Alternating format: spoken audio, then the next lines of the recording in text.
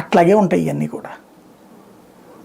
Vamsi arrest ఒక రకంగా జగన్ బయటకు వచ్చేలా చేసిందా సార్? అదేం లేదు, అతను ఇంతకు ముందు కూడా వెళ్ళాడు కదా, లాస్ట్ ఇప్పుడు కూడా ఎవరిని అరెస్ట్ చేసినప్పుడు కూడా వెళ్ళాడు కదా, ఎవరిని అరెస్ట్ చేసినా పోతున్నాడు కదా అతను జైలు దగ్గరికి. ఆ రోజు నుంచి కంటిన్యూగా తిరుగుతున్నాడు. అట్లేం లేదు, బేసిక్గా ఏంటంటే వారంలో అతను శుక్రవారం పూట వెళ్ళిపోయి సోమవారం మంగళవారానికి వస్తున్నాడు.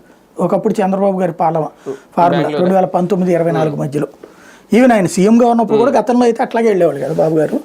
మంగళవారం వెళ్ళిపోయేదే, శుక్రవారం సాయంత్రం వెళ్ళిపోయేవాళ్ళు, శనివారం తెలంగాణ తెలుగుదేశం పార్టీ అనేవాళ్ళు చిన్న మీటింగ్ అటెండ్ అయ్యేవాళ్ళు అంతే, లేదా శుక్రవారం సాయంత్రం అటెండ్ అయ్యేవాళ్ళు, శని ఆదివారాలు అక్కడ ఉండే సోమవారం మధ్యాహ్నం లేకపోతే మంగళవారం మధ్యాహ్నం వచ్చేవాళ్ళు గతంలో.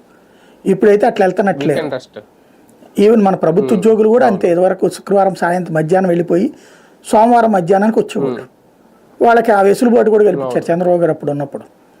రైలు, ప్రత్యేక రైలు కానీ ఇవన్నీ కూడా ఏర్పాట్లు చేశారు కదా. అట్లాగే మనం ఏంటంటే ప్రస్తుతము దాన్ని ఏమంటారంటే ఒక టెనెంట్ సెంటర్లో ఉన్నాం మనం అందరం కూడా. ఇప్పుడు మన ఈయనైతే సరే ఇల్లు కట్టుకున్నాడు అనుకోండి జగన్, చంద్రబాబు గారికి అక్కడ ఇల్లు లేదు.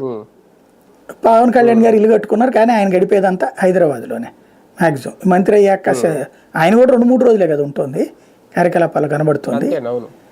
చంద్రబాబు గారిది అయితే ఈ మధ్యన మరి బయటికి తెలియట్లేదు. ఇదివరకు అయితే కనుక ఆయన వెళ్ళాడు అనేది తెలిసేది, ఇప్పుడు ఇక్కడ ఉంటున్నారా అక్కడ ఉన్నారు తెలియదు. కాబట్టి ఆయన ఇక్కడే ఉన్నారన్నటువంటి ఫీలింగ్. ఈవెన్ కరోనా టైంలో హైదరాబాద్లో ఉన్నా కూడా రోజు అమరావతి డేట్ లైన్ మీద స్క్రోలింగ్ వస్తుంది, కాబట్టి ఆయన ఇక్కడే ఉన్నాడు అనుకుంటాం. అట్లాంటి టాక్టిక్స్ వీళ్ళకి తెలియదు.